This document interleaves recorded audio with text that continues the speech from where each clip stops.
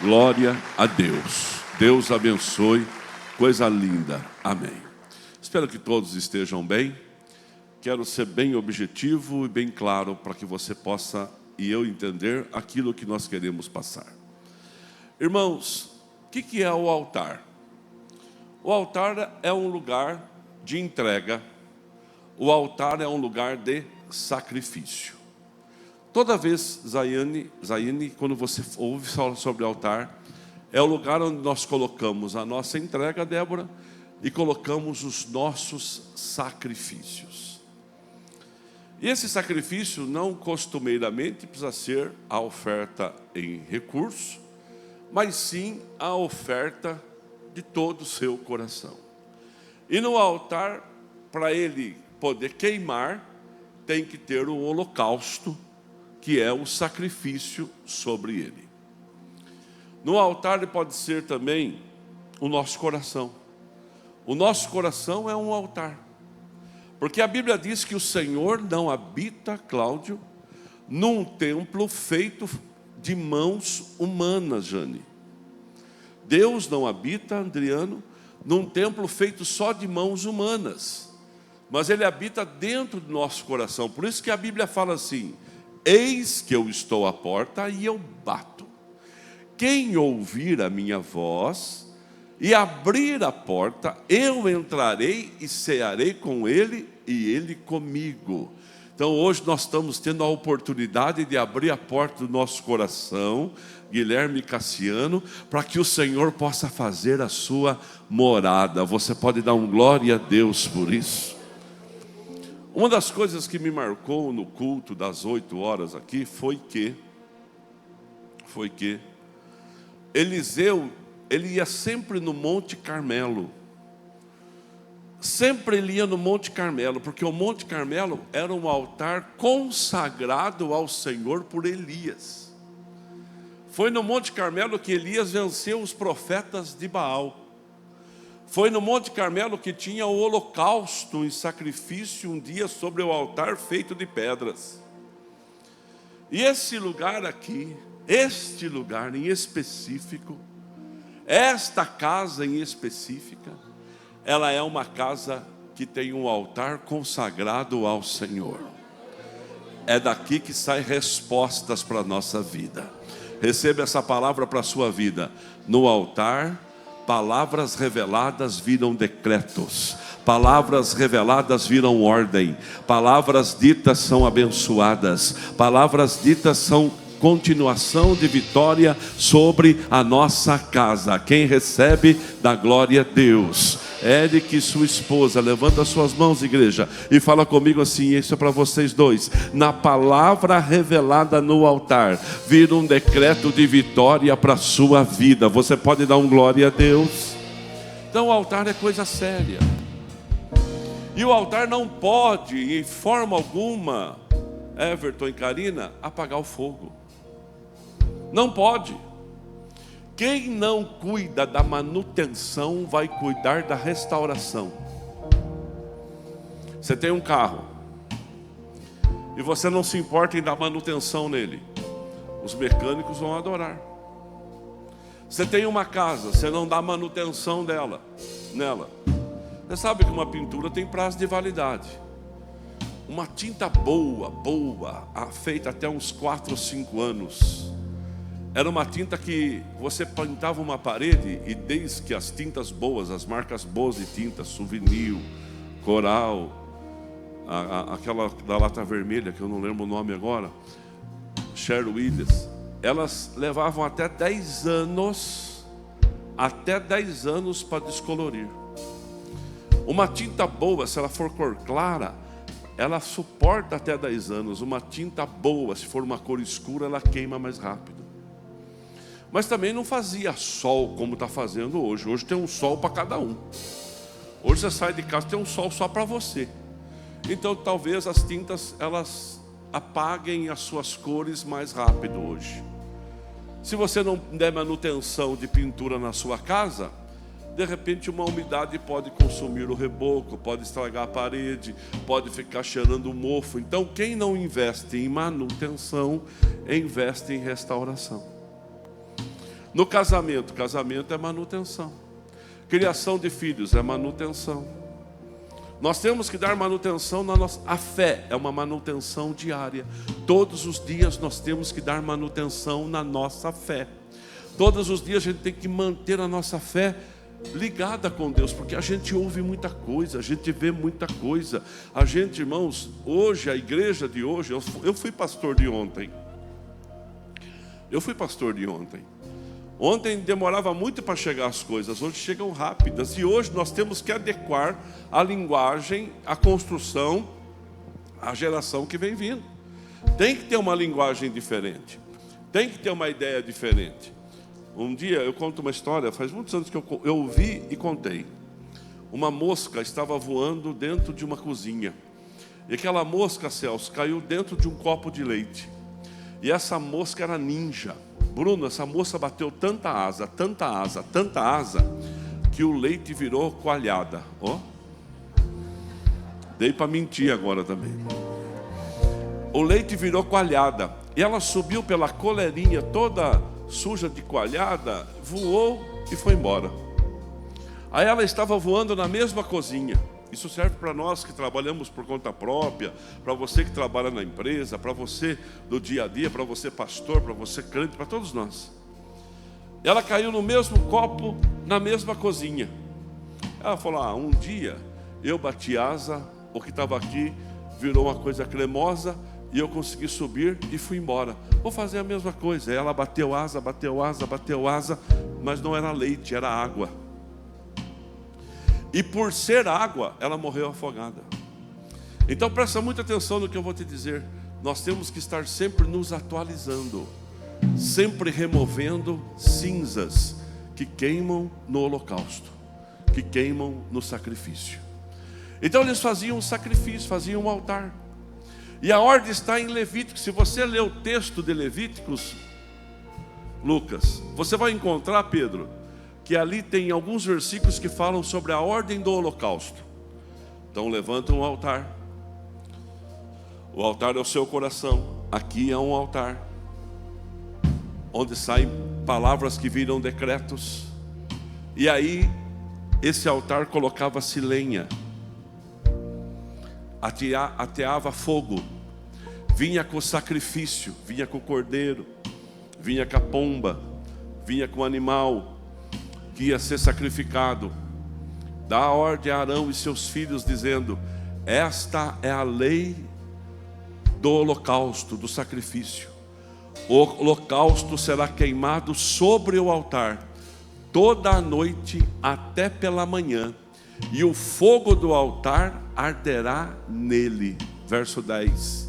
E o sacerdote vestirá sua veste de linho, e vestirá calças de linho sobre a sua carne, e levantará a cinza quando o fogo houver consumido o holocausto sobre o altar, e porá junto ao altar. Então todos os dias o holocausto era colocado sobre o altar, era colocado lenha e colocado fogo, e queimava a noite inteira, para que houvesse o quê? Duas coisas: luz, vou chegar lá, e houvesse purificação. Luz e purificação, porque as trevas eram iminentes, e eles colocavam fogo. Chegava de manhã, o sacerdote ia lá com uma pá e recolhia a cinza, tirava toda a cinza, e pega a cinza e tira, e coloca a lenha nova, e ajeita o holocausto e fogo. O fogo tinha que queimar continuamente. Então isso era um ritual, isso era uma coisa sagrada. Todos os dias. Quando que parou o sacrifício do holocausto no tempo no Velho Testamento?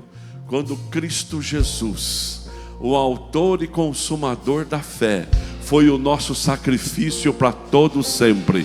O seu corpo na cruz do Calvário foi queimado por expiação dos nossos pecados, de uma forma como o cordeiro era queimado sobre o altar do holocausto. Então parou o tempo do sacrifício, mas todo dia era um ritual. Logo de manhã tira a cinza, coloca a lenha, arruma o holocausto, fogo. À noite, queimava a noite inteira o holocausto. De manhã, tira a cinza, lenha, holocausto arrumado, fogo. Sabe por quê, irmãos? Porque cinza não queima. Cinza não queima. Pega a cinza que sobra na churrasqueira, guarda num saquinho, e quando tiver o fogo queimando do carvão, joga a cinza sobre o fogo do carvão. Vai apagar. A cinza apaga fogo e a cinza não queima.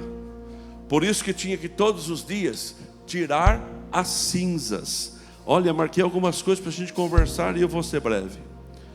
Primeiro, a devoção tem que ser constante e ininterrupta. A maioria de nós que estamos aqui, nós não vamos nos desviar. Eu não tenho para onde ir, como disse Pedro, só tu tens palavra de vida eterna.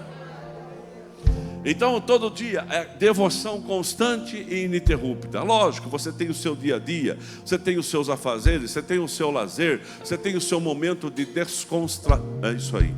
O seu momento de diversão. O que a gente tem que fazer? Estar ligado todos os dias na videira. Irmãos, não dá para separar o Toninho da videira. A videira é Cristo, o Pai é o agricultor. Nós estamos ligados na videira. Nós somos ramos dessa videira. E quando nós estamos ligados na videira, há frutos na nossa vida. E você pode dar um glória a Deus por isso. Então a devoção é constante e a devoção é ininterrupta. O fogo simboliza sinal da presença de Deus. Sinal da presença de Deus. Você pode dar um glória a Deus por isso? Hoje de manhã, eu acordo cedo. E hoje de manhã, eu tenho 15 minutos do meu dia que eu gosto de dar risada com os rios. Cristiane Dolé, 15 minutos por dia, ou até 20. Eu tenho que tomar cuidado para não passar disso, porque aquilo entrete Alan de uma forma tão grande que a gente fica assustado. Natália parece que também gasta seus 15 minutos com isso também. Quem aqui gasta esses minutos com isso? Levanta a sua mão. Irmão do céu, como é gostoso ficar vendo as palhaçadas. Irmão, tem cada coisa que eu me choro de dar risada. Irmão, eu choro de dar risada sozinho. A Lourdes está dando risada do quê? Eu estou chorando por quê? Estou rindo por quê? Nem sei. Mas hoje de manhã me chamou a atenção. Caiu uma pregadora lá para mim. Essas do reteté. E olha lá, oh glória! E parece a irmã, essa pregadora do reteté estava lá. E ela foi fazer faculdade. E ela não sabe pregar bonito. Ela sabe pregar do jeito dela. Ela fala tudo do jeito dela. Ela não entende de hermenêutica, não entende de... Deve ser famosa, mas eu só vi ela hoje. Aí ela pega e fala assim: me formei advogada. Agora eu sou doutora. Fui na Conde Sarzeda, na avenida 25 de março, lá na Rua dos Crentes, comprei um anel falso de doutor. E fui. E agora estava me sentindo toda. E comecei a falar palavras difíceis no altar. E ela contando, alguém já viu esse vídeo aqui? Já viu? É mais ou menos assim mesmo, mano. E comecei a falar palavras difíceis no altar. E comecei a falar da exegese, da hermenêutica, e das coisas. E comecei a falar. Nisso uma senhorinha levantou lá do canto e veio andando. E veio na minha direção, e lá baixa a batalha. E veio dando glória a Deus. E veio falando em língua estranha. E aquela velhinha, ela falava, a velhinha vinha vindo. E eu olhando, o que essa velhinha quer? E essa velhinha dava uns pulos e dava uns agitos. Eu falo, o que essa velhinha quer? E essa velhinha vinha vindo. Quando a velhinha chegou, parou, onde está? Mas é assim, apontou para ela e falou assim: minha serva, quem mandou você mudar o seu estilo? Ela falou, opa! Quem mandou mudar o seu estilo? Você vem com a sua condição, com o seu jeito, você é você. Eu não quero você diferente. Deus falando com ela. E ela prestando atenção e tentou mudar o assunto. É com você que eu estou falando, porque você vem com a palavra e eu venho com a presença. E a minha presença muda a história. Não inventa moda. Aí a velhinha falou assim: você quer que eu fale para o povo onde se comprou o anel? Você quer que eu fale? Não precisa. Então, irmãos, o fogo simboliza a presença de Deus. Sabe, vir para o culto e não ter a presença, que o Marcelo citou, que nós estamos sendo citados lá para os americanos, sabe? Se vir para um culto e não ter a presença, é a mesma coisa que vir para um teatro e ouvir um coach falar, ouvir um humorista falar, é a mesma coisa. O que faz a diferença aqui não é o pregador, não é o Toninho, não é a Lourdes, não é o Marcelo, não é a Fabiana, não é os pastores. O que faz a diferença aqui é porque tem toda uma sequência de ideias definidas, mas tem também uma presença sobrenatural que pega a nossa boca, que pega você, que abençoa você, que transforma você, que ajuda você. O fogo não pode apagar do altar, senão, irmãos, não adianta nada estar aqui. É a presença de Deus que muda destino. Você pode dar um glória a Deus por isso? Então levanta a sua mão e fala comigo: a presença de Deus, ela tem a capacidade de mudar destinos. Então todo dia, eu tinha preparado essa pregação para pregar no pastor Fabrício. Ontem eu preguei. E ontem aconteceu um fato que me deixou muito emocionado. Porque pregar aqui, irmãos, eu sou o pastor. Pregar no Fabrício, eu sou o superintendente. Daqui o Lê, o Odair, meu irmão, nós trabalhamos na mesma empresa. E ontem eu tinha um casamento para fazer às 9h30 aqui na igreja. Às 9h30 da manhã. Então eu liguei para o meu patrão, que a gente tem 3 convenções por ano: março, junho, setembro e dezembro. E a convenção de março era ontem, dia 15 de março, às 8 da manhã, em São Carlos. Eu falei: não tem jeito, não dá para ir. Liguei para o gerente e pedi folga.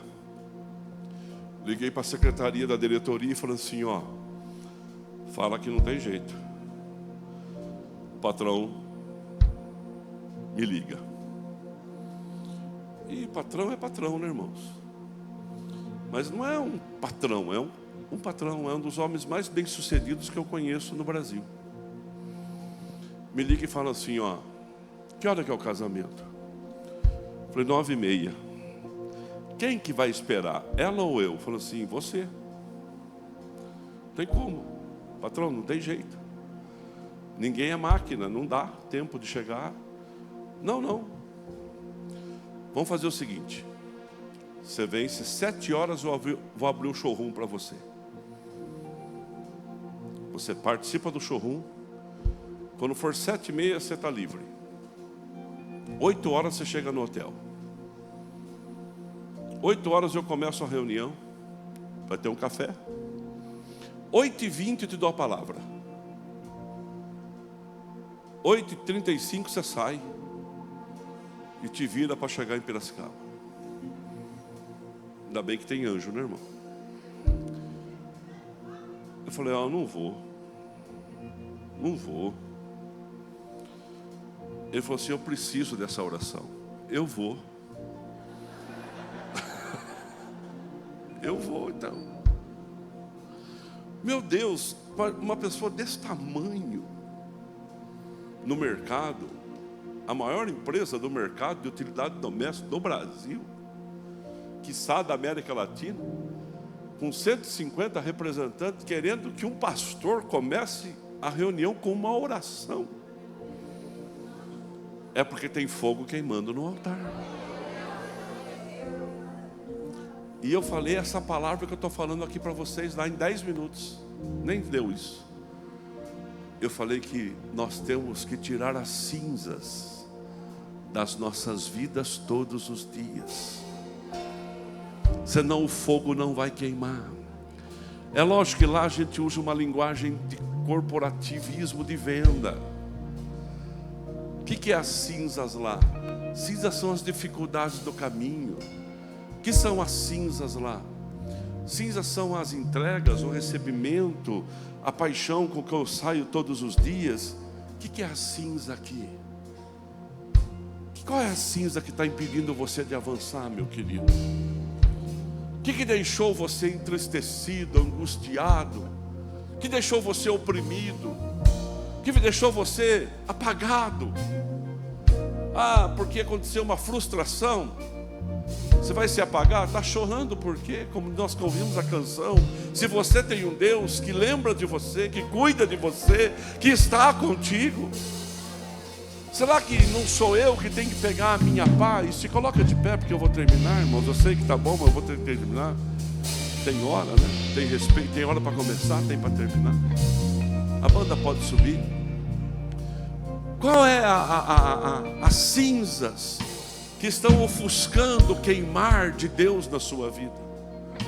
Você não deu manutenção? Você deixou algumas coisas de lado? Sabe, irmãos, a gente tem que ler esse livro aqui. Esse livro é um manual do fabricante. Quem fabrica determina a regra de funcionamento. Esse livro aqui fala conosco todos os dias. Ele é a lâmpada para o pé, a luz para o caminho. Qual é a manutenção que faltou para que ficasse mais cinzas do que lenha? Porque o fogo que era colocado ali naquela lenha trazia luz. Aqui é um ponto de luz. Você é o altar. Você é um ponto de luz. O que leva uma empresa a chamar um pregador? Eu sou Toninho, número 27. O Lê lá é Eliezer, número 94. 66. O Odair é número 94, é o Odair. Lá nós somos um número. Mas o que leva esses números a ter palavra? Numa reunião de pessoas que estão interessadas em ganhar din-din. E nós também, né? Lógico. O que leva? Que leva? Porque existe ponto de luz. Você é o ponto de luz. Você é o ponto de luz lá no seu trabalho. Você é o ponto de luz lá na sua rua. É em você que eles vão espelhar. Irmãos, nós carregamos a presença. Aquela missionária trazia só a palavra, mas ela carregava a presença. Você carrega a presença. Então nós somos o ponto de luz que queima, que queima, que queima constantemente no altar. E esse fogo não pode apagar. Se está apagando, a culpa não é de ninguém a não ser minha. Eu preciso todas as manhãs ir lá e tirar as cinzas. Tem que tomar cuidado se eu não estou deixando mais cinza do que lenha. Se eu estou ouvindo e vendo coisas mais comprometedoras daquela que podem atrapalhar a minha vida cristã. E nós estamos aqui hoje para dizer: o fogo não se apagará, Jean. O fogo não se apagará, Gislaine Wigner. O fogo não se apagará, porque nós vamos dar manutenção do altar do nosso coração. Eu posso não cuidar de altares que estão fora da minha alçada, mas o altar que é da minha alçada, que é o meu coração, eu tenho que permitir que o fogo continue queimando. Quem crê comigo, dá glória a Deus. Receba essa palavra e hoje tire cinzas que estão impedindo você. Cinzas são coisas passadas e Deus tem um futuro para você. Com as suas mãos erguidas, cante ao Senhor agora, adore ao Senhor agora.